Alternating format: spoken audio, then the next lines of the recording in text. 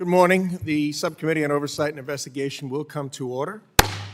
Without objection, the chair is authorized to declare a recess of the committee at any time. Today's hearing is titled Converging Criminal Enterprises, Chinese Money Laundering Networks, and Cartel Financing in the U.S. Financial System. Without objection, all members will have 5 legislative days within which to submit extraneous materials to the chair for inclusion in the record. I now recognize myself for 4 minutes for an opening statement. I would like to very much thank our witnesses for being here today to discuss Chinese money laundering networks known as CMLNs and how they enable cartel drug trafficking.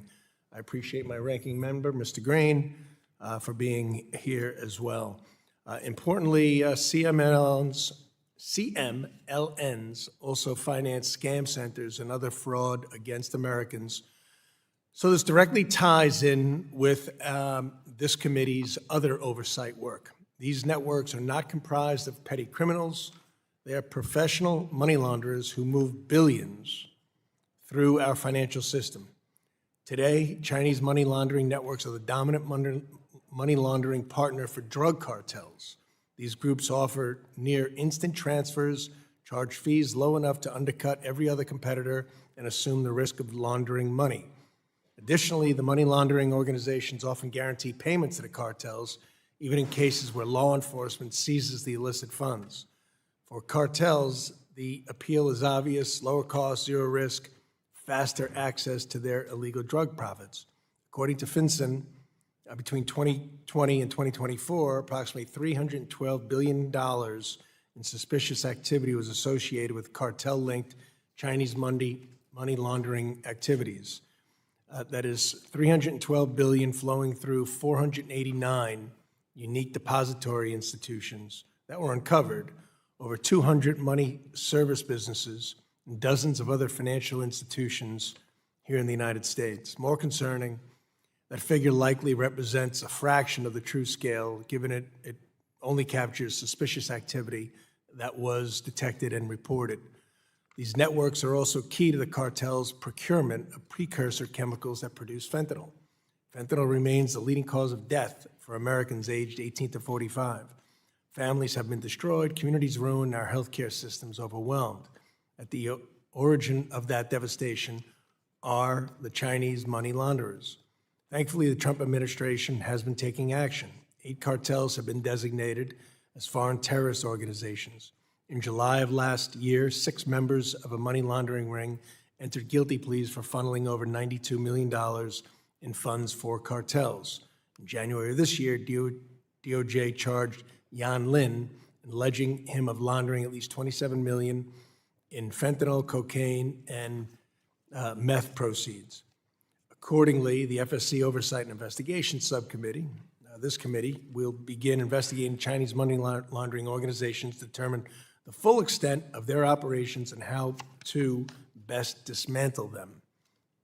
Today's hearing is about understanding the full scope of this threat, the connection with drug cartels, and the tactics and methods used by these groups. As well, during the course of our questioning, very much looking forward to hearing from you, our witnesses, what you believe we can do here in this committee, in Congress, to defeat the CMLNs through legislation, increased penalties, or whatever other advice and suggestions you have.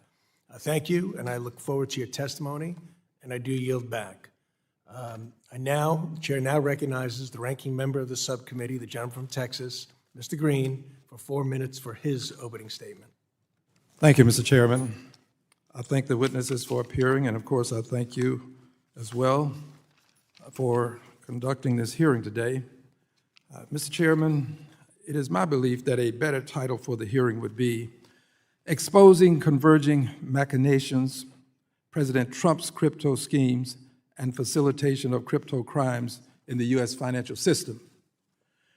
Republicans, my colleagues, are setting this hearing up to analyze how Chinese money laundering networks are laundering money through the U.S. financial system on behalf of drug cartels. This time would be much better spent focused on cryptocurrency, the tool, excuse me, this may be the president. Sorry, Mr. President. That was a joke.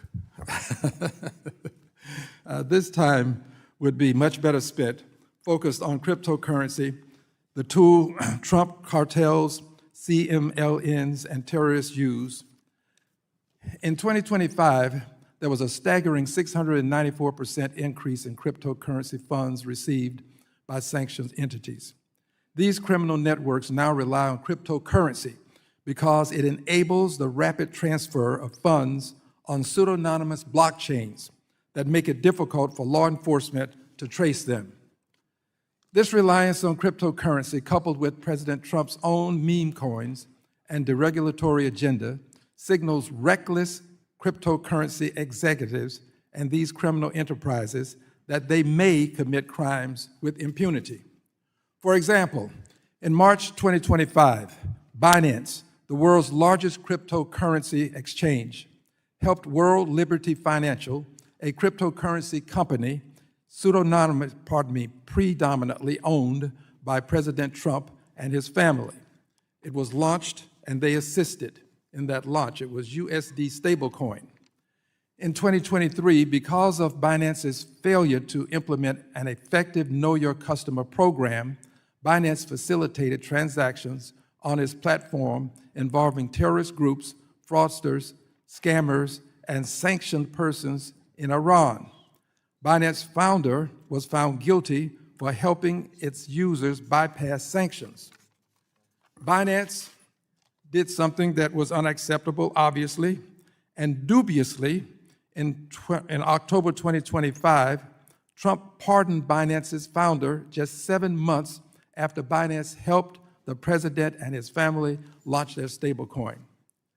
I appreciate my Republican colleagues for holding this hearing on foreign criminal threats to the American financial system, but it is a disservice to the American public to ignore the very same crimes when they are made in America.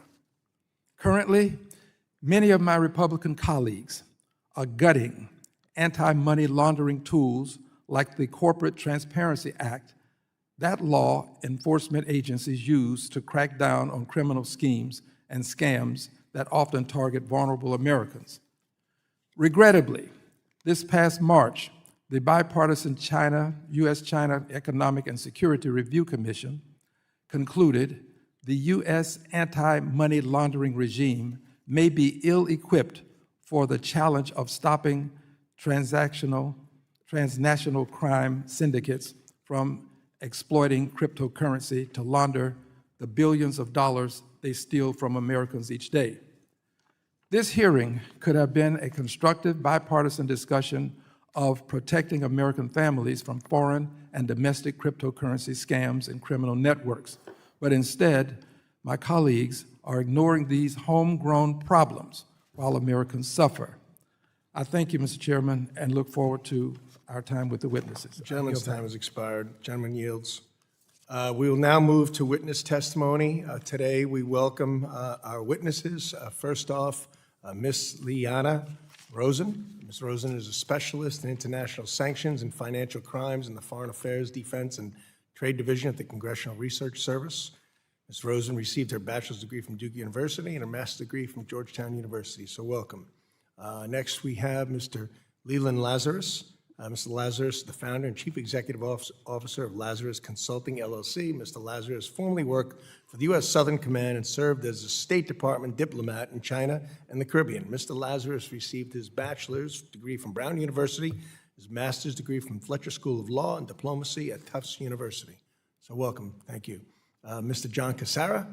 Mr. Cassara is a retired special agent for the U.S. Treasury, where he investigated money laundering, among other things. During his time at Treasury, Mr. Cassara worked for both the Financial Crimes Enforcement Network and within Treasury's Office of Terrorism and Financial Intelligence. Mr. Cassara received his bachelor's degree from the University of California, San Diego, and his master's degree from the American Graduate School of International Management. So thank you very much. And next we have Mr. Louis DeTitto. Mr. DeTitto is the Chief Executive Officer of MissionLytics, where he advises entities on the detection, analysis, and disruption of financial and criminal networks. Mr. DeTitto has previously served as Senior Vice President and Head of Financial Crime Analytics at Bank of America and a Special Agent at the Bureau of Alcohol. tobacco, and firearms. Mr. DeTitto received his bachelor's degree from Westchester University and his master's degree from Wake Forest University School of Law. So thank you as well. So again, thank you for your time to be here. Each of you will now be recognized for 5 minutes to give an oral presentation of your testimony. Without objection, your written statements will be made part of the record. Ms. Rosen, you are now recognized for 5 minutes for your oral remarks. Thank you. Chairman Muser, Ranking Member Green, distinguished members of the subcommittee, thank you for the opportunity to testify on behalf of the Congressional Research Service.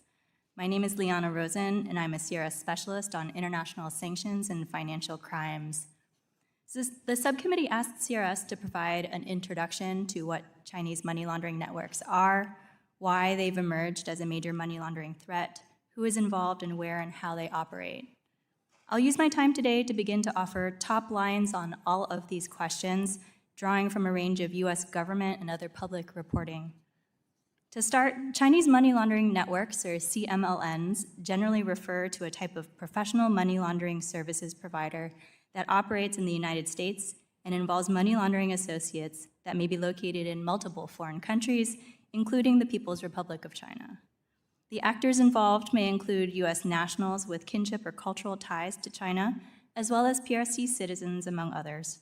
According to the State Department, the PRC government is not involved in the laundering of illicit drug proceeds. Earlier this year, the US Department of the Treasury described CMLNs as the quote, unquote, dominant professional money laundering services provider for drug trafficking organizations and other transnational criminal organizations. CMLNs have also been characterized as able to offer cheaper, faster, and more reliable money laundering services than their competitors. CMLNs are also not necessarily new. However, the prevalence of ties between CMLNs and transnational criminal organizations of particular interest to the US does appear to have grown over the past decade or so. During this time frame, Mexico-based criminal groups have sought out CMLN assistance in repatriating illicit drug proceeds from the US to Mexico. Publicly reported US law enforcement investigations have revealed connections between CMLNs and some of the most powerful Mexican cartels, including the Sinaloa cartel and the Jalisco New Generation cartel. CMLN customers include not only foreign-based criminal groups, but also certain PRC citizens seeking access to more foreign currency than they can legally access. CMLNs thus offer black market services to two separate categories of customers. On the one hand, they offer a way for some PRC citizens to gain access to US dollars in excess of currency control limits, and on the other hand, they help foreign criminal groups gain access to their proceeds of crime, cleaned through various laundering methods to obscure their illicit origin. Through reporting on US law enforcement investigations and trends in suspicious financial activity, policymakers can piece together some anecdotal insight into how CMLNs operate. For example, CMLNs are known to purchase from Mexican criminal groups US dollars that originated as proceeds of illicit drug sales. Once they collect the US-based bulk cash, they remit to Mexico-based criminal groups the equivalent amount minus a fee. In this way, the dirty US dollars actually stay in the US, sometimes deposited into various bank accounts by money mules. Tapping into PRC nationals' demand for those US dollars, the CMLNs will also advertise the funds for sale to potential buyers. Payment for the dollars is made in the PRC and Chinese currency, and the equivalent amount minus a fee would then be accessible to the buyer or their associates in the United States. In this way, too, Chinese currency would not need to leave the PRC, thus avoiding red flags of potential capital flight. The true purpose of these transactions, however, is obscured by layers and layers of complex laundering schemes that make these transactions appear legitimate. CMLNs will disguise the transactions through global trade, real estate, gift card and credit card purchases, shell companies, gaming activity, and cryptocurrencies. CMLNs will also recruit a variety of money mules, straw purchasers, and complicit employees who use their positions at banks and other companies to facilitate laundering schemes. Congress has an important role in shaping the U.S. response to CMLNs, especially in the context of ongoing counter-narcotics policy efforts to combat fentanyl-related trafficking through a follow-the-money approach. Legislation passed in recent Congresses reflects consistent policy interest in anti-money laundering and sanctions-focused policy solutions, including the Anti-Money Laundering Act of 2020, the Fentanyl Sanctions Act, the Fend Off Fentanyl Act, and most recently, the Bust Fentanyl Act. Thank you for the opportunity to provide you with this overview. I'd be happy to answer any follow-up questions you may have. Thank you. Mr. Lazarus, you are now recognized for your 5-minute remarks. Chairman Muser, Ranking Member Green, and distinguished members of the subcommittee, thank you for the opportunity to testify today. My name is Leland Lazarus, and for more than a decade, I've studied China's economic, political, and security footprint in the Western Hemisphere. I've had the privilege of serving this nation as a U.S. diplomat in China and the Americas, and as a special assistant to 2 combatant commanders at U.S. Southern Command. Today, I want to be very clear. Chinese money laundering networks have become the financial fuel for cartels to poison Americans and threaten our borders. We're seeing a Silk Road of crime across the Americas. As you mentioned, Chairman Muser, the Treasury Department's own reporting shows the scale of this danger. From 2020 through 2024, suspected Chinese money laundering network activities was linked to more than 137,000 Bank Secrecy Act reports, totaling roughly $312 billion in suspicious activity. Then in 2024, Operation Fortune Runner, U.S. authorities alleged that the Sinaloa cartel and Chinese criminals laundered more than $50 million in drug proceeds. In another case, with the name of Zhidong Jiang, he laundered more than $77 million through more than 100 shell companies in the U.S., Mexico, and Cuba, and China. His network was involved in fentanyl precursors, cocaine, methamphetamine, logistics, and cartel finance. But this isn't confined to just the US and Mexico. We're seeing the Silk Road of crime expanding to Canada, Brazil, Chile, the Caribbean, Paraguay, and even across the pond in the UK. The pattern is the same. They're leveraging free trade zones, e-commerce platforms, exchange houses, shell companies, students, and commercial fronts. So what should Congress do about this problem, and the administration as well? Well, first, I would like to call on President Trump to raise this issue directly and persistently with Xi Jinping, specifically at their next meeting in September here in DC. This Silk Road of crime should be treated with the same urgency as trade, tariffs, critical minerals, and artificial intelligence. Beijing has a capacity to crack down on underground banking, just as they're trying to do with fentanyl manufacturers in some cases. When Beijing wants to act, it can, and the question is whether we will pressure them to do so. Second, Congress should strengthen the Corporate Transparency Act on beneficial ownership transparency. If cartel-linked Chinese laundering networks rely on shell companies and front firms, then weakening it moves the United States in exactly the wrong direction. Third, we need to create an interagency public-private task force on how to leverage AI against Chinese money laundering networks. Congress should encourage pilot efforts that fuse suspicious activity reports, customs information, beneficial ownership data, and law enforcement intelligence to identify network hubs rather than just isolated transactions. I, along with AI researcher Dr. Emmanuel Dorley, have been developing Dragon Tracker, which is an AI-enabled dashboard that maps Chinese-linked criminal activity in the US and around the globe. And I hope that a platform like Dragon Tracker can help be a force multiplier for investigators, prosecutors, and bank compliance teams.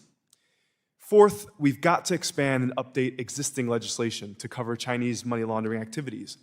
This includes expanding Section 314A and 314B of the Patriot Act, as well as Special Measure 6 of Section 311 to cover fraud, cyber activities, and sanctions. Now, I'm heartened by the fact that there is more reporting on this growing issue, but we have just begun to scratch the surface of this. The good news is you, Congress, have the power to develop the right authorities, partnerships, technology, and political will to sever the Silk Road of crime and protect the American people. Thank you. Thank you, Mr. Lazarus. We now ask Mr. Cassara for your 5 minutes of oral remarks, sir. Good morning.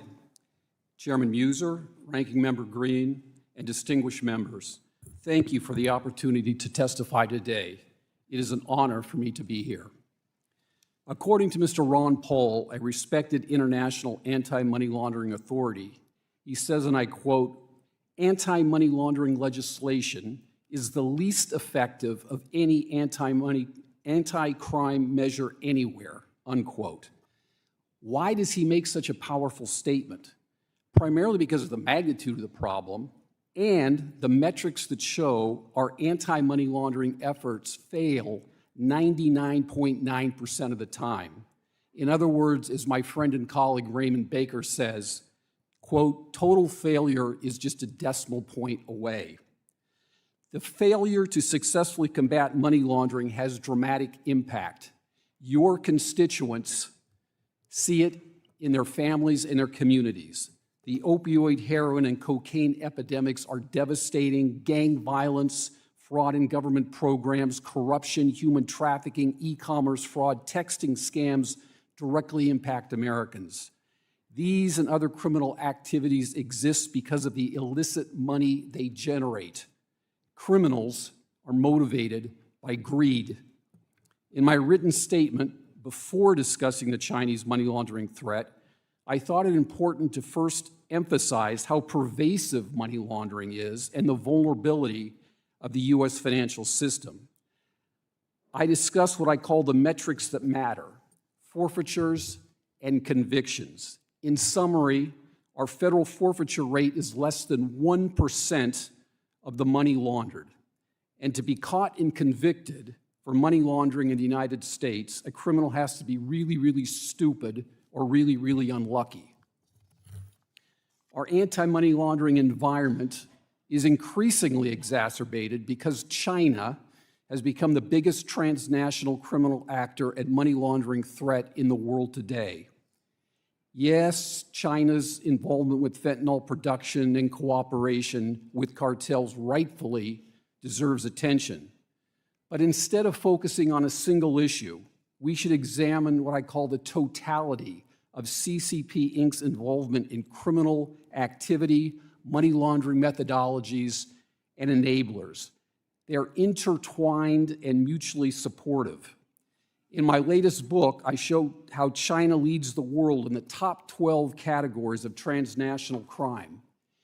In total, China and Chinese actors are involved with at least $2 trillion of specified unlawful activities every year. Another way of looking at it is that China is responsible for approximately 1/2 of the money laundering worldwide. Chinese actors, sometimes working with the cartels, are actively pushing what I call an evolution in money laundering. Increasingly, money is no longer money in the conventional sense of the term.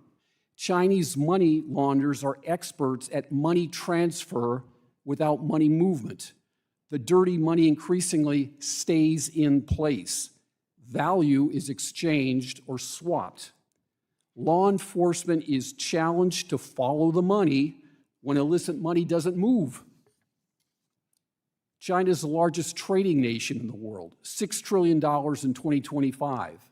Analysis shows that perhaps 1/4 of this is suspect or deserves closer scrutiny.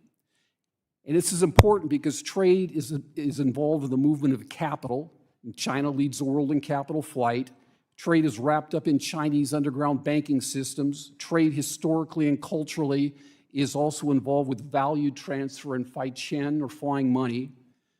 And our primary anti-money laundering countermeasure, the Bank Secrecy Act, or the 25 million pieces of financial intelligence that's filed with FinCEN every year, is not very effective against many of these Chinese-centric money laundering methodologies.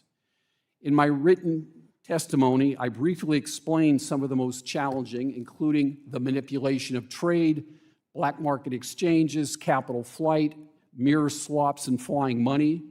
I also briefly discussed new challenges that we're seeing, such as Chinese students acting as mules and money launderers and daigou, or buying on behalf of, and how that is used to launder illicit proceeds.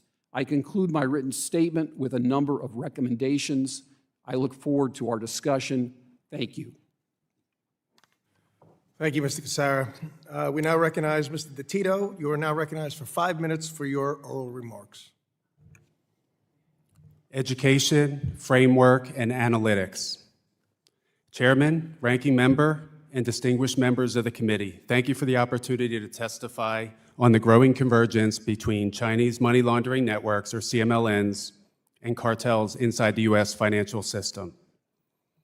For the past 2 decades, I've worked at the intersection of federal law enforcement, finance, and advanced analytics, focusing on organized crime, illicit finance, and network intelligence. My central point is this: CMLNs are not peripheral actors. They're essential financial clearinghouses for a global marketplace of transnational crime. They connect drug proceeds, Chinese capital flight, fraud, and trade-based money laundering into a single adaptive, fluid system. The challenge we face is not just scale, it's structure. These networks are intentionally decentralized and segmented to exploit the structural blind spots between our institutions, jurisdictions, regulatory frameworks, and our government agencies. Chinese money brokers solve a critical market problem for transnational criminal organizations: how to move illicit cash with overwhelming speed and accuracy while bypassing traditional perimeters. Simultaneously, they solve a separate problem for Chinese nationals seeking to evade domestic capital controls. This dual function is highly efficient. Bulk narco cash is purchased in the United States, matched via ledger balancing with renminbi inside China, and cleanly redirected in supply chains, real estate, shell companies, and seemingly legitimate commerce. By design, no single bank or agency can see this full cycle from end to end. In addition to cartels, CMLNs also support Chinese organized crime-linked operations such as human trafficking, human smuggling, labor trafficking, counterfeit pharmaceuticals, illicit marijuana grows, and cyber-enabled scams. It's not just a narcotics problem or a money laundering problem. This is a human exploitation problem as well. CMLNs operate a converged business model, move seamlessly across cybercrime, fraud, and money laundering. They actively exploit our operational silos and skills gaps, presenting a threat that traditional government and industry frameworks struggle to fight. This is a national security crisis. CMLNs erode trust in our financial systems, manipulate our identity protocols, infiltrate our corporations, and embed durable criminal infrastructure inside the United States. The challenge when facing CMLNs is no longer just identifying suspicious entities, it's mapping and understanding the hidden relationships that connect them. To structurally disrupt CMLNs, we must organize our defense around education, framework, and analytics. First, education. We must mandate cross-training across fraud, cyber, AML, and national security lines so investigators and analysts recognize how these threats converge. Second, framework. Establish a sustained whole-of-government and public-private counter-network strategy that aligns financial institutions, law enforcement, Treasury, state, intelligence, national security agencies, and policymakers around this common mission. Third, analytics. We must recognize that we don't necessarily need more data. We need structured data analysis to truly understand the data we have. When leveraged properly, structured analysis shifts our posture from passive collection to deep operational insight, allowing us to accurately map how these networks function and proactively detect emerging threat patterns at the onset of the criminal behavior. If we allow TCOs and CMLNs to operate with minimal friction, these networks will continue to scale. By shifting our focus to education, framework, and analytics, we can move from reactive defense to proactive and systematic disruption. Thank you. I look forward to your questions. Thank you. Thank you all. I will now turn to member questions. The chair, I now recognize myself for 5 minutes.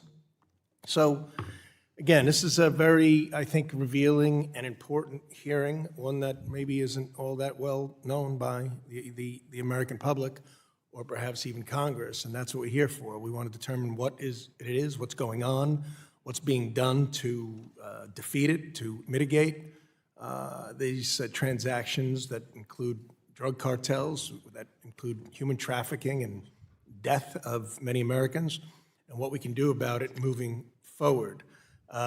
Just to give a broad view of things, so what's happening is that from China, the so-called precursors of fentanyl are being shipped to Mexican cartels.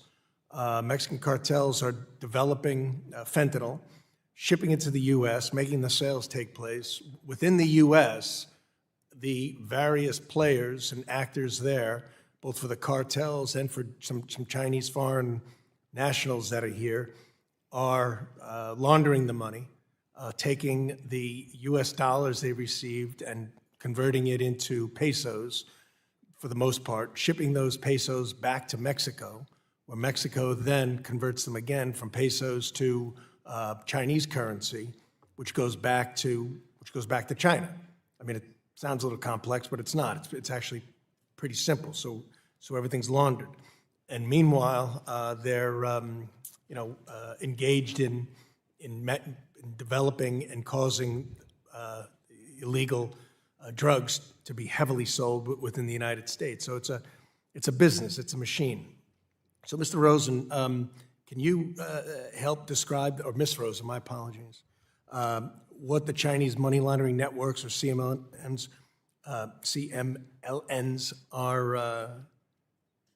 are based upon my description, what your description would be? Yes, that's right. CMLNs are horizontally networked and not hierarchically structured and operate in decentralized and compartmentalized ways. While your description provides a nice way of completing the circle, in many ways, CMLNs will operate with other activities as well. So in reality, there's a lot more complications.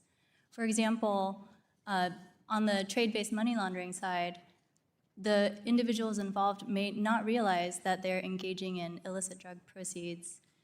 Trade can also go to other countries across the Middle East, internationally, other parts of South America, as well as in Asia.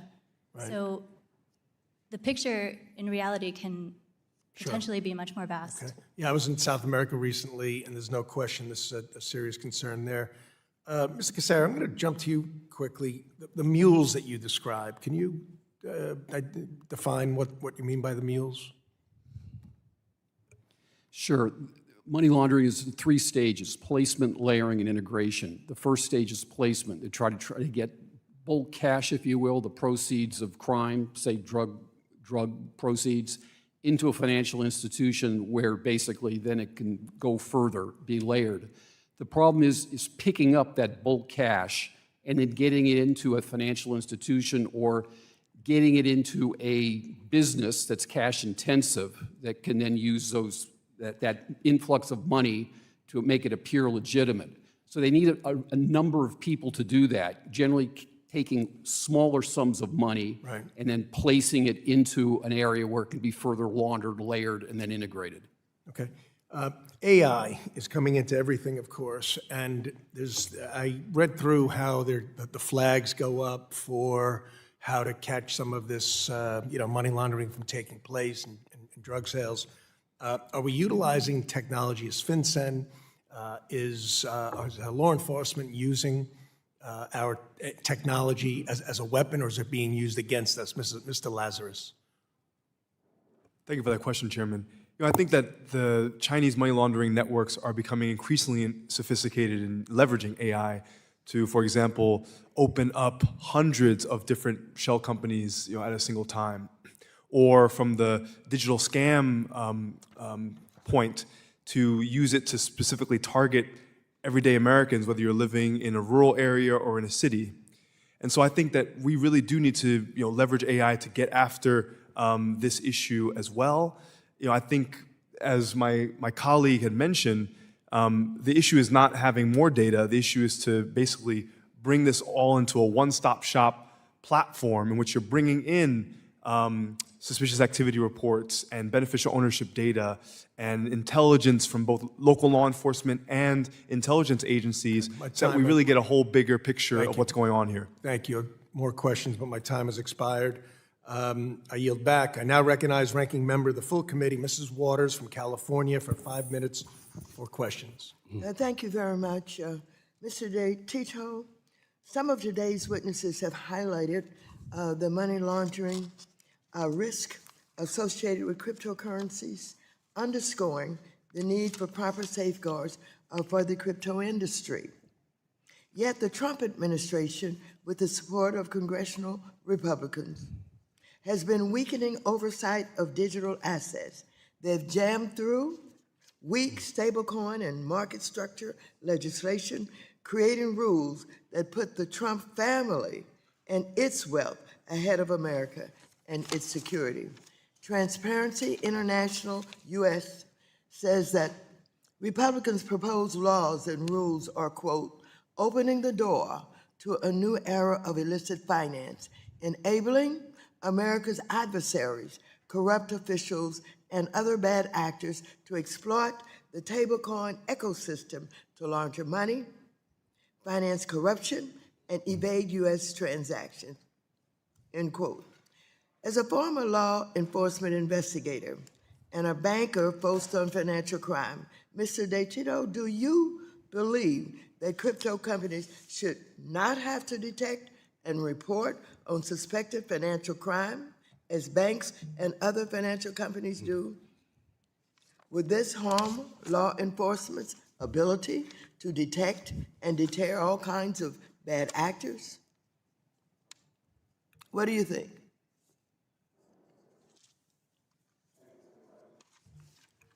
Thank you for the question. In my view and in my experience, CMLNs exploit cryptocurrency as a tool to facilitate illicit activity. So as a career law enforcement officer and financial intelligence analyst, I want all the information I can get.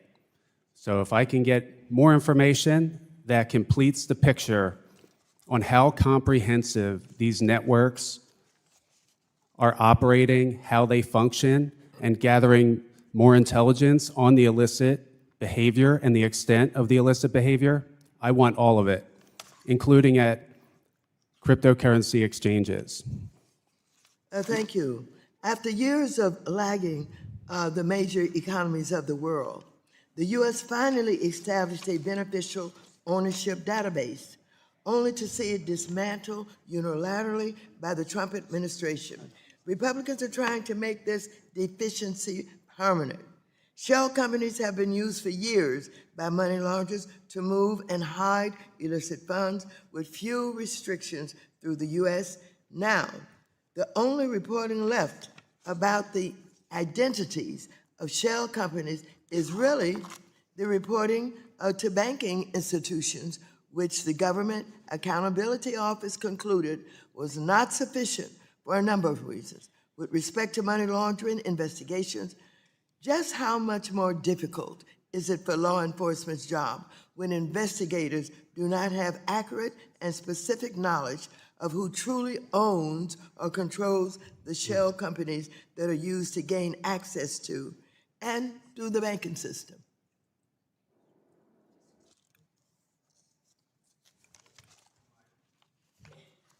In my view, and in my experience, I want to know who are the beneficial owners of companies that I'm investigating. Not only from a positive perspective of, hey, these are the beneficial owners we need to target these individuals. It also serves in exculpatory capacity as well, because when you're looking for source and destination of funds, and you're evaluating source of funds, if the beneficial owners have a legitimate presence, legitimate business presence, and you can trace those source of funds to legitimate activity, it becomes exculpatory as well.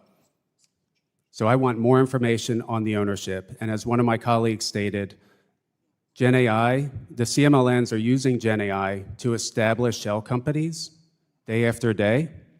So I want to know, even if the intelligence is false, we can still gather patterns and conduct pattern analysis on information that may even be false.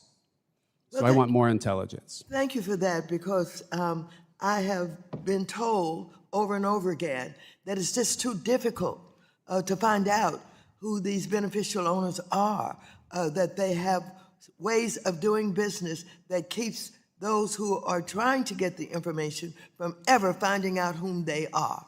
But I'm pleased that you talked about patterns that helps you to get to who the beneficial owner is. Thank you, and I yield back. Gentlelady yields. The chair now recognizes the gentleman from Florida, Mr. Herodopoulos, for 5 minutes. Thank you, Mr. Chairman. And Ms. Rosen, I have first question for you, please. The Chinese money laundering networks are really a lifeline for the cartels. And in your opinion, what is the best or most effective way that we could take action in Congress to disrupt that current network? Congress has taken a lot of actions already to address the counter-narcotics elements of cartel activity and fentanyl drug trafficking. Part of this is through sanctions actions and authorities related to that. In recent Congresses, Well, again, it's a simple question. In your opinion, I really respect the work the CRS does. I love the group. They do great work for us, and it's very down the middle, which we appreciate. But again, if you were in charge for one day, what's the one thing that you would do or continue to do that is the most effective? Congress has done a lot in terms of establishing priorities related to this issue. And this is one of those things where there's not one single policy response that will solve this entire problem, as the witness. I don't think there's, again, I'm not confrontational. I just wondered if you had to do one thing, what do you, of all the things we've done, which is the most effective and which should we put more weight behind? I think broadly what we've been talking about today is a follow the money approach. That's one element of a broader counter-narcotics strategy. Okay, thank you. Mr. Cassara, you were on the front lines. You get it. I'd ask the same question. I really like to know what the folks who are really on the front lines are doing. If you could do one thing to counter the very element that the chairman has brought up today, what is the most effective thing we're doing right now, and how can we accentuate that? Thank you for the question. I think if it was one thing in conjunction with another, the one thing would be I would mandate that the U.S. government, law enforcement, whole of government approach come up with a comprehensive strategy to go after Chinese transnational crime and strategy. It's not a single agency. It's not a single bureau responsibility. It has to be all of government. And in conjunction with that, as part of that, I would seriously give consideration to establishing task forces that are specifically focused on the Chinese transnational crime threat, regional task forces combining federal, state, and local resources. Okay. And Mr. Lazarus, if I could, is this a part of a broader Chinese strategy to undercut the United States? Thank you for the question. You know, I think that this Silk Road of crime, there's evidence of instances where Chinese criminal actors also work with, say, local Chinese diplomats or have worked on behalf of Chinese state-owned enterprises. I don't necessarily, there's no evidence that shows direct connections to, say, you know, Xi Jinping and some of these illicit actors, but I do think that there is a symbiotic relationship between the two, and I think that's exactly why this needs to be further prioritized in the bilateral relationship. And that's why I think President Trump should bring this up directly with Xi Jinping when Xi Jinping visits DC in September of this year. And back to you, Mr. Cassara, if I could, are banks, Sinfen, and law enforcement working closely enough together now that they have that confidence and trust in each other? Or can we do more to strengthen that relationship as we take on these criminals? As long as I've been in the federal government, we've talked a great deal about partnership between industry, the banks, and law enforcement. It's been an up and down relationship. We can do a lot more. I've talked to a lot of people in the banking community. They're frustrated.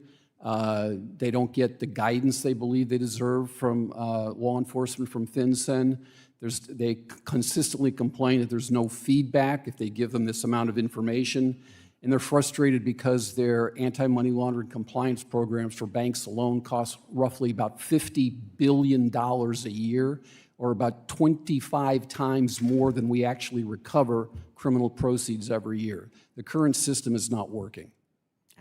Well, Mr. Chairman, first of all, thanks for putting this hearing together. I really appreciate it. I read some materials before we got here today, and again, it just sounds as usual that we need to do a better job of coordinating the folks who interact with these different criminals, unfortunately, and be in a more succinct way in which we could challenge these. So with that, Mr. Chairman, I yield back. Gentleman yields. The chair now recognizes the gentleman from California, Mr. Liccardo, for 5 minutes. Thank you, Mr. Chair. Ms. Rosen, thank you very much for your testimony and for the report that CRS provided about Chinese money laundering networks. On page 4, it describes some of the mechanisms, the methods of CMLN and how they operate. And one of the, I think the first item that's mentioned is underground banking. Is this analogous to what folks often refer to as informal value transfer systems? That's correct. And as we think about some of those systems, and I know there's a lot of different names, I think in China it's Fei Qian or Flying Money, there's often a lack of documentation, a lot of anonymity, a lot of informal transactions. Is that right? The purpose of using an informal value transfer system is to avoid the official reporting requirements in the formal financial system. And so as criminals are able to use these systems, now obviously not everybody uses them are criminals, but there's certainly a lot of criminal activity. One way for us to try to contain or reduce some of that criminal activity might be to try to choke financial flows from those IVTS systems. Is that right? I do want to emphasize the point that you mentioned that there are other reasons for using the informal value transfer systems, including legitimate remittances as well. So Yeah. one of the challenges is balancing the issue of financial institution access to various communities around the world and combating money laundering. Well, I'm glad you mentioned remittances, because I happen to have a bill. I know we all have a bill. So a bill called the Remittance Expense Minimization and Integrity for Transfers Act that would prevent the imposition of taxes or fees on remittances if the Treasury Secretary finds that such taxes or fees would increase the potential for money laundering or financial crime. As you know, there's often tax avoidance in these kinds of situations, and folks who are lawfully engaged in remittances might choose some of these informal networks because they want to avoid taxes. Is that a reasonable assumption? I think tax avoidance is one of the methods or issues that have been associated with informal value transfer as well. And last year, the Trump administration had proposed a tax on remittances. These are, of course, transfers that U.S. immigrants may send back to their families abroad. And that proposal ultimately became law with the passage of H.R. 1. Is that fair? I'm sorry, would you repeat that again? Yeah, that as a result of Trump administration proposal and now congressional enactment, we now have a tax on remittances that didn't exist before last year. Through which legislation? H.R. 1. That is the tax on any sending of cash, money order, or cashier's check by persons who are not citizens. I'll have to follow up on the specifics of that legislation and its implications for potential money laundering risks. It's fair to say, I know that the GAO has done a report on this in recent years, as has CRS, that there should be some concern about the extent to which we might deter people from using legitimate systems through the imposition of taxes and fees. Is that a fair concern? The concerns related to deterring? people from using legitimate payment systems for remittances. That's a possibility.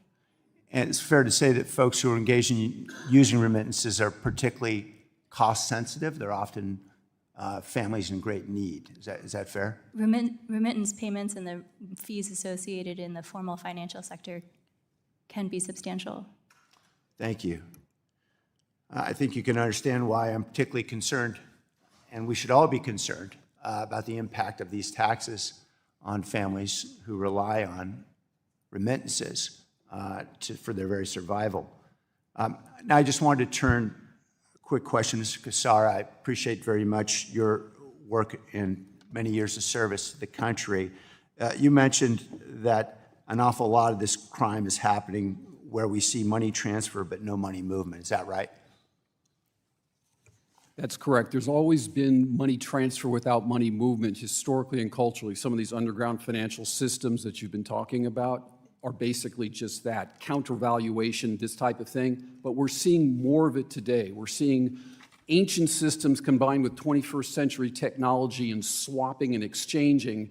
And money, as I said in my testimony, is not moving like it once did. The illicit funds stay in place. So since they're not moving, we can't capture it, and there's little or no financial intelligence reporting on it.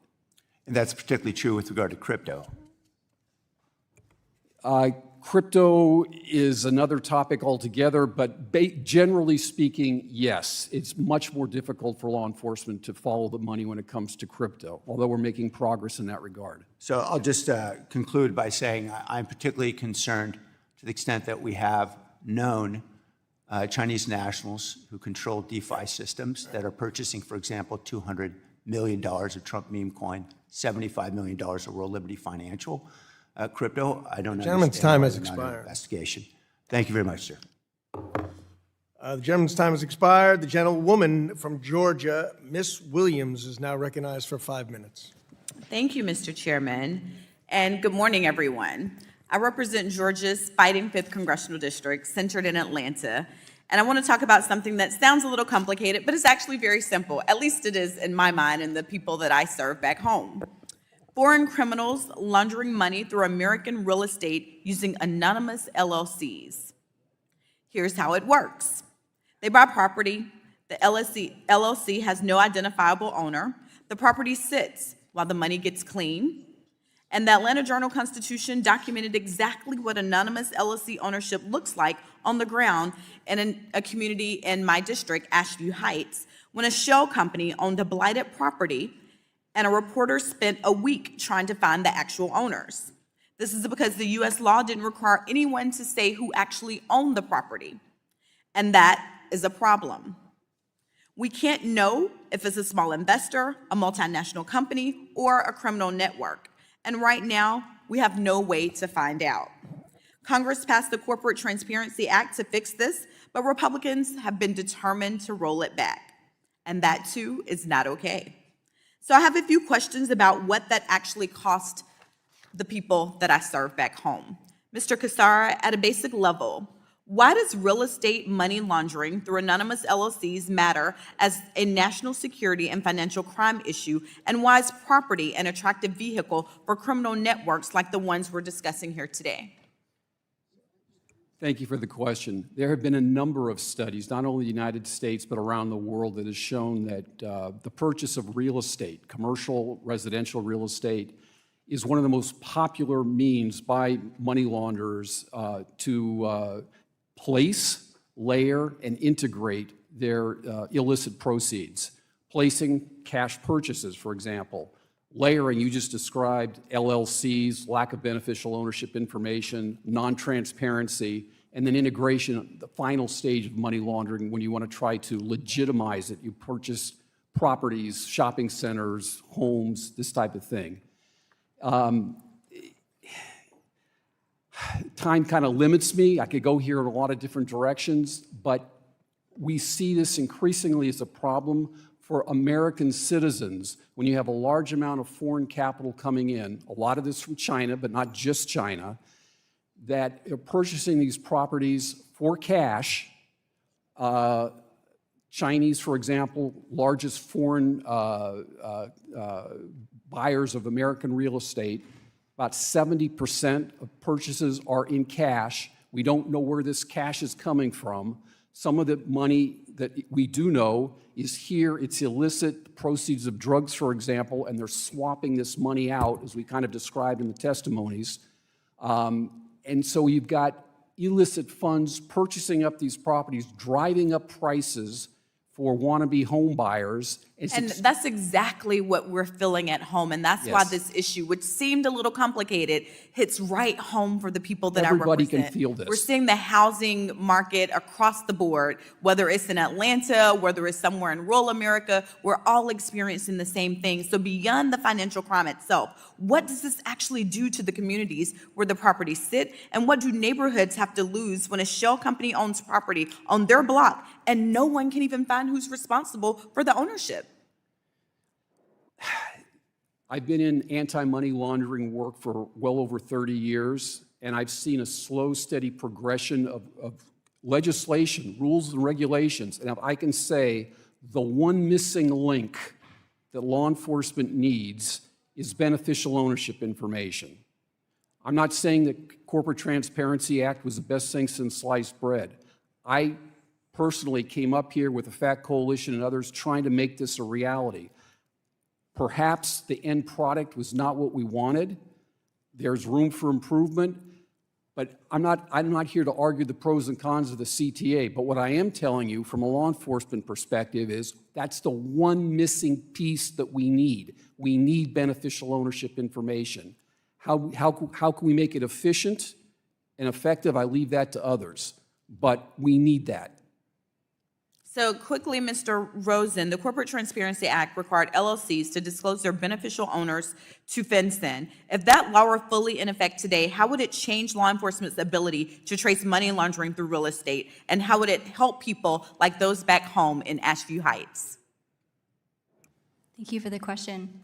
So the Corporate Transparency Act would have created or is creating a central database that the Financial Crimes Enforcement Network maintains regarding certain... And Ms. Rosen, I am sorry, but I am out of time, so I'm going to ask that you give me that answer in the records because my constituents back home in Asheview Heights are counting on me to get answers to bring some relief to the housing market, and this is all related. Thank you so much, and I yield back, Mr. Chairman. Gentlelady yields. The chair now recognizes the gentleman from Georgia, Mr. Loudermilk, for 5 minutes. Thank you, Mr. Chairman. Ms. Rosen, in your research, have you identified particular sectors or industries outside traditional banking that Chinese money laundering networks are exploiting to move cartel drug proceeds? For instance, cash incentive businesses, real estate, or money service businesses? Yes, all of the above have been involved in Chinese money laundering networks. What's really interesting about these Chinese money laundering networks is the variety of ways in which they launder these illicit funds. Are they becoming more innovative? The most recent Treasury Department report on national money laundering risk assessments did identify that Chinese money laundering networks continue to adapt and evolve to avoid law enforcement detection. Okay, well, thank you. Mr. Cassara, we know that these networks attempt to circumvent the Bank Secrecy Act filing obligations, such as SARS, by structuring deposits. Are there other ways these networks are able to circumvent certain BSA filing requirements?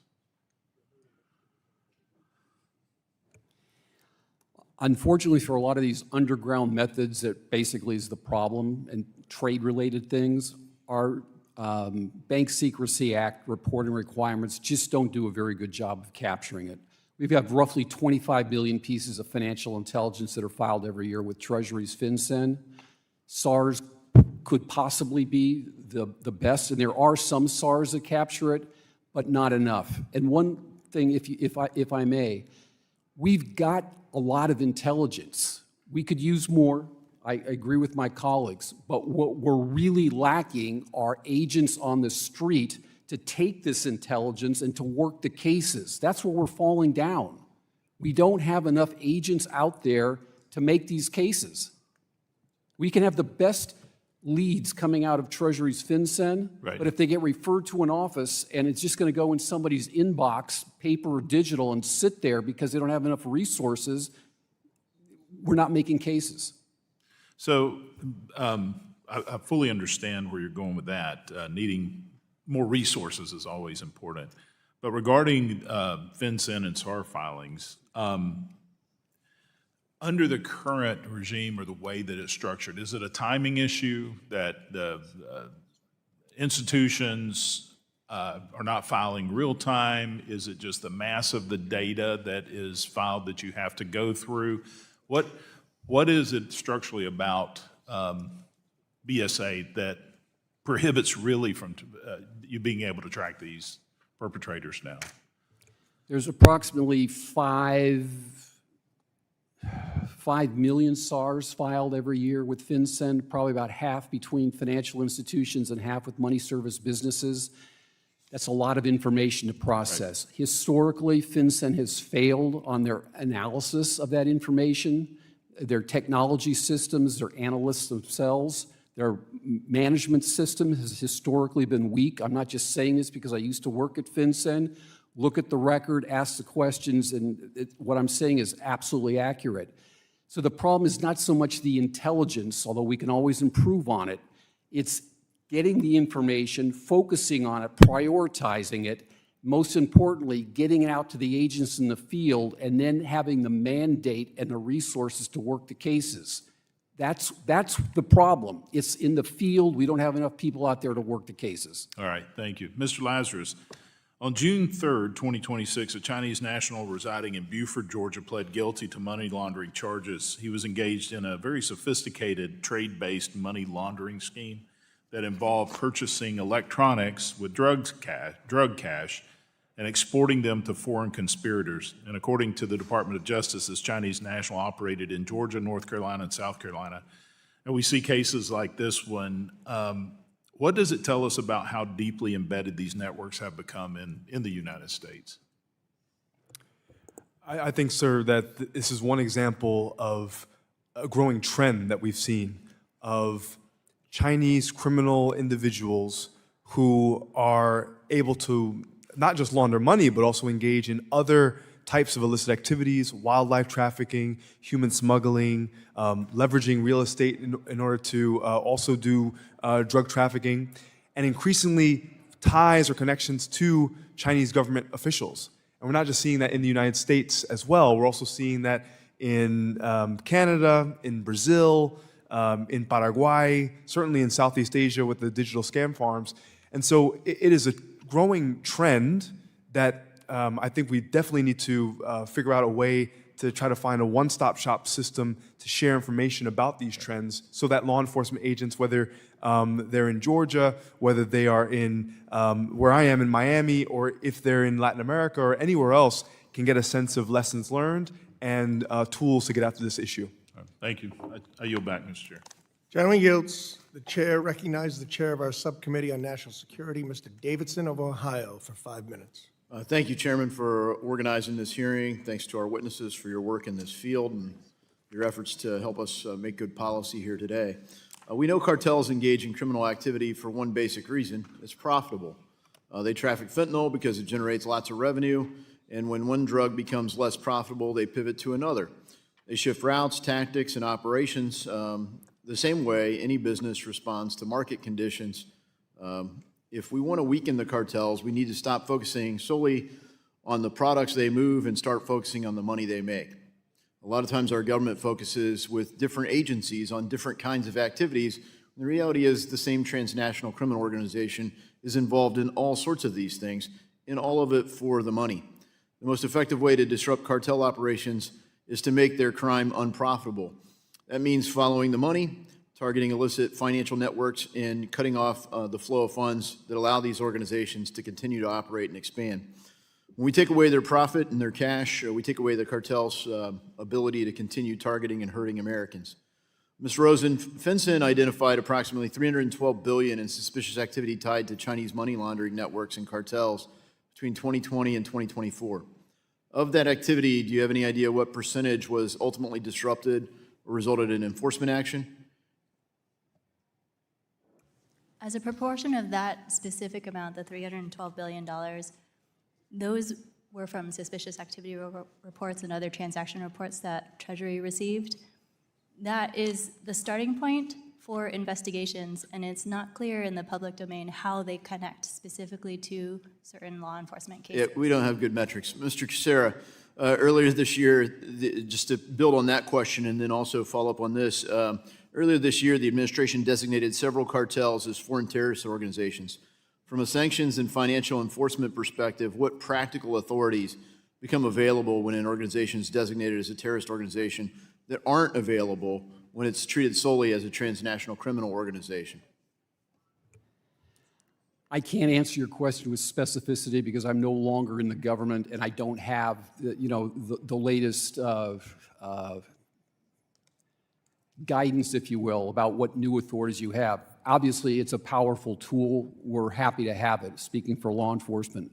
One thing I would like to just follow up on you, I really appreciated your description about the importance of following the money and going after the people and the products. This is the emphasis of law enforcement, going after the people and the products. And the reason why they do that, I'm being very candid, is because it's easier than going after the money. Law enforcement is stat-driven, right? So they want to get the seizures, they want to go after, the thing, the product, and they'll go after the people, including the low-level couriers and mules. But they are reluctant to spend 2 or 3 years going after a long-term complex money laundering case because it's hard and it's time-consuming, and at the end of the day, they may strike out. So they'll go for the quick buy bust for the people and the product and not the money. When you think about incentives, we created the Bank Secrecy Act to basically spy on everyone's financial transactions, all to help us catch these kind of people. A lot of times, the agencies there track the activity. How many SARs, CTRs did you file versus a comparable bank? You don't really track the effectiveness of the system we're building, and so it just keeps growing. It's out of control, and it isn't producing good results. We aren't even using that framework to tell who's even lawfully in our country. These people have full access to our financial system, so, for our panel, in your experience, would it at least, investigating the individuals that are unlawfully present in the United States, would know your customer laws help us tie anything to the immigration status and their flow of funds?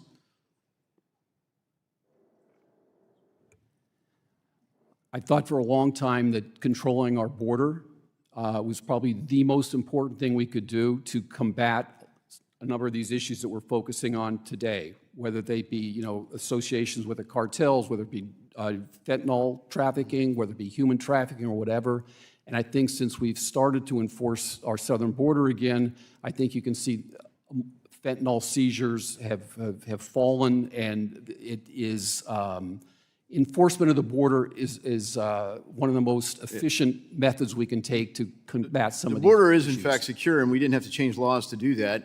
We don't necessarily have to change laws to make sure that we know your customer and you're at least lawfully present in the United States. Correct. That's a recent initiative by the executive branch. It's a common sense initiative.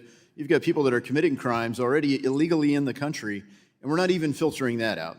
So I think this burdensome regime foisted on the American citizens should at least be effective in denying access to our financial system to people who aren't even supposed to be in our country. I yield back.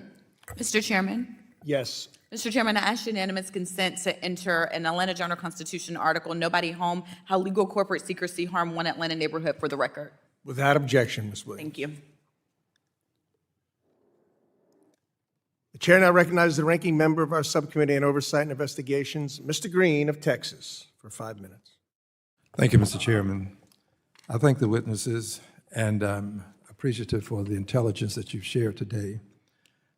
You have talked about CLMNs, and at least one of you indicated that Xi Jinping may not be intimately associated with this. Was that you, Mr. Lazarus? Do you think that making it known to him is going to make a difference? I think, sir, that this is such a growing issue that it doesn't make sense that it is not a top priority for President Trump to bring up directly with Xi Jinping. Yeah. We also know that the CCP is, of course, the largest techno-authoritarian country in the world and has vast surveillance technology. They can act. They've done it in 2024. Let me intercede for just a moment. Not only can they act, would you agree that it is likely that President Xi Jinping is aware? We have not seen evidence of that, hardcore evidence of that, but it is definitely safe to say that we need to be putting much more pressure on the CCP to get after this issue. We should not be giving them a free pass to allow the globalization of this Silk Road of crime. Well, I appreciate what you're saying, and I think that the president of a country should not be involved in schemes and scams that are illicit. You would agree with that, would you not? Would everybody agree? If you disagree, raise your hand. All right, let the record reflect that everybody agrees. Let's talk for just a moment about something called a Ponzi scheme. Would you agree that a Ponzi scheme is contrived such that there is no real investment in something other than persons buying in and paying more than the last person to buy in? If you differ with me, kindly raise your hand so that I may hear your difference of opinion. And would you agree that with a meme coin, you have what we would call a person who buys, a person who sells, and the seller sells to the buyer at a higher price than the seller paid? And this scheme goes on. How does that differ from a Ponzi scheme, Mr. Cassandra? Mr. Cassara. Thank you for the question. Unfortunately, I don't have the expertise in this area, but from what you just described, it sounds very similar. But I don't have any kind of background or insight in this particular area. You were with Treasury. I Googled just a moment ago. If I am concerned about a Ponzi scheme, who do I report it to? You report it to the FBI. And then the FBI investigates. But in this country, we have legalized a Ponzi scheme known as a meme coin, because that's what it is. It's a Ponzi scheme that we have legalized. And the President of the United States of America is engaged in this activity. He has made millions of dollars with his Ponzi scheme, his meme coin. If we want to hold Xi Jinping accountable for his transgressions, wouldn't we want to hold the President of the United States of America accountable as well for transgressions? I think so, and I'm sure you would agree. But what the President has cleverly done with his securities agents is legalized the crime. In the United States of America, we have a Ponzi scheme that is lawful, that the President of the United States himself engages in. Now, I'm all for going after President Xi for what he's doing, but I also think that President Trump should be held accountable for what he's doing. The tone and tenor for much of what is happening in cryptocurrency deals is set by the person at the top of this country. The President of the United States himself is setting the tone and tenor for this. And as a result, people down the line assume that they can do with impunity what the President does regularly. It's very unfortunate, but I think that all persons who are engaged in these sorts of activities ought to be penalized, not just foreign actors, but those who do it domestically as well. I yield back. The gentleman yields. I do need to take a moment to remind members to avoid engaging in personalities, impugning the motives of another member or the president. With that, I now recognize the chair of our subcommittee on digital assets, Mr. Stile of Wisconsin, for 5 minutes. Thank you very much, Mr. Chairman. I'll just take a minute to say I am also disappointed in Chairman Gensler's unwillingness to address the crypto space, in particular the rise of meme coins. I think there was a big missed opportunity in the previous administration. Let's dive in to what we're talking about here today. Chinese money laundering networks. So many Americans have been impacted by fraud, by schemes, and a lot of this money is moving offshore outside the United States, and Chinese money laundering networks are at the forefront of that. I want to dive right into a question with you, Mr. Lazarus, if I can. We know that a lot of this is ultimately being operated by Chinese nationals. The question then becomes, what's the role of the Chinese government in this space? Are they knowledgeable about what's going on? Are they intentionally not knowledgeable about what's going on? Are they complicit? Give us a little color as to how the Chinese Communist Party is viewing this criminal enterprise and how it's operating. Thank you for this question, Congressman. I'm going to follow the facts. There are facts in various countries all around the world, including here in the United States, of Chinese criminal actors who also use their networks and their influence in, say, Chinese business associations or Chinese friendship associations to also engage with Chinese officials, with the Chinese embassy or Chinese consulates, and also in some circumstances, Chinese state-owned enterprises. And so I like to say that this is a symbiotic relationship. Again, there is no smoking gun or hardcore evidence directly linking some of these Chinese criminal laundering networks. Understood that it maybe isn't direct. I think the symbiotic relationship that you just referenced is actually quite poignant. China has one of the largest surveillance networks globally. Many of these individuals are using WeChat. We know, more or less know, that there's a backdoor opportunity for the Chinese government to surveil into what is being written on WeChat. Is the Chinese Communist Party just simply looking the other way, or do you think that they are benefiting by the money laundering that's occurring inside these money laundering networks? Well, in certain instances, these Chinese money laundering networks are actually helping Chinese citizens who can't get their money out because of the foreign exchange restrictions coming out of China.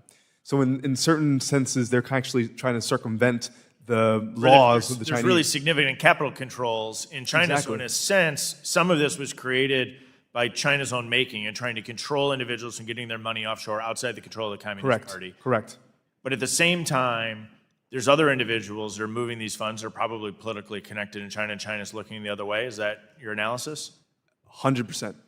And so how should the United States be engaged in placing enforcement upon the Communist Party of China to actually crack down on this? Because maybe two steps.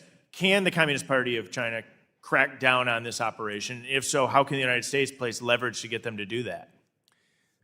Well, in bilateral conversations at the highest levels between President Trump and Xi Jinping, fentanyl is definitely talked about, but other criminal activities, including the money laundering, I'm not sure is actually brought up. And so that, first and foremost, needs to be brought up more consistently. Second, I mean, we have to basically call out the Chinese for turning a blind eye to these criminal activities. So let me jump to Mr. Cassara. You were shaking your head. It seemed like you agree that we need to put more pressure in our negotiations with China. Can you comment? Do you think we should be engaged with China to try to shut down these networks, and is China capable of doing that if they so chose? China is a command state. If they want to end something, they can end something. If they want to do something, they can do something. We engage China politically, diplomatically, with intelligence, commercially, on basically every single sphere. But where they are most vulnerable is where we do not engage them. We need to call them out and tell them that they are the largest transnational criminal actor in the world, and they're the largest money launderer in the world. I think you're exactly right. I think we need to go after the Chinese money laundering networks. I think we have to use all the tools in the federal government to do that, in particular, forcing China to actually play their role of shutting these down. Mr. Chairman, thank you for holding today's hearing. I yield back. Chairman yields. Chair now recognizes the gentleman from Iowa, Mr. Nunn, for 5 minutes. Thank you very much, Mr. Chairman. I think it's important that this group of witnesses help us understand the full extent to which China has become the world's leading money launderer and has become a state-backed fraudster for Americans here. Chinese money laundering networks have become the bankers' cartel for poisoning our communities, including over 40,000 shell companies that are operating right here in the United States today. Every dollar that is laundered buys more fentanyl, more guns, more product, and it's moving directly into our country. In my home state of Iowa, Mr. Chair, fentanyl now kills more people my daughter's age to my age, a direct threat to the health and future of our country. The CCP-backed networks don't just bank the cartels, they launder money for North Korean hackers, for what's happening in Iran terrorism, and certainly for Russian crime rings. So today, let's follow the money. Let's cut the financial engine and starve out these cartels. As a two-decade member of the intelligence community, somebody who has been inside China watching these things happen, I appreciate everyone on this witness stand who's working to help in this and protect our country here domestically. So, Mr. Lazarus, you've advised Southcom. You've helped counter China in our own backyard. You highlighted here that this is a symbiotic relationship between the drug cartels and the Chinese. I'll be even more clear. This is a direct threat to the United States, and they are preying on a market that is target-rich here in the U.S. You've been helping shut this down. Help us, begin by saying, draw the connection from what happens in Beijing to what shows up in the Western Hemisphere and how it ends up poisoning and killing kids right here in the United States. What's that tether? I think that we've seen over the past 2 decades the expansion of the Belt and Road Initiative. Various projects, various Chinese companies in various countries all throughout Latin America and the Caribbean. What has also expanded is the Belt and Road Initiative of criminal actors who in many ways are expanding their influence, not just in money laundering, but also wildlife trafficking like shark fins and totawabra fish bladders, jaguar skins, that are also satiating the demand of traditional Chinese medicine back in China, right? Also a multi-billion-dollar illicit industry. And so what you see, and it's corroborated by multiple NGOs and think tanks and reporting organizations, this idea of crime convergence, the fact that you've got one actor or one group that's engaged in all kinds, a whole menu of these illicit activities, and in many ways, they are also connected to the local Chinese embassies or local state-owned enterprises that are operating that. So this is how this whole symbiotic relationship has developed over the years. Thank you, Mr. Lazarus. Mr. Cassara, you've been working at Treasury for quite some time. In fact, you've literally written the book on how this is happening. When we talk about China as the largest money launderer that's out there, we also have to recognize that not only are they killing our kids, they're making a profit while doing this. And that alone should be concerning to all of us.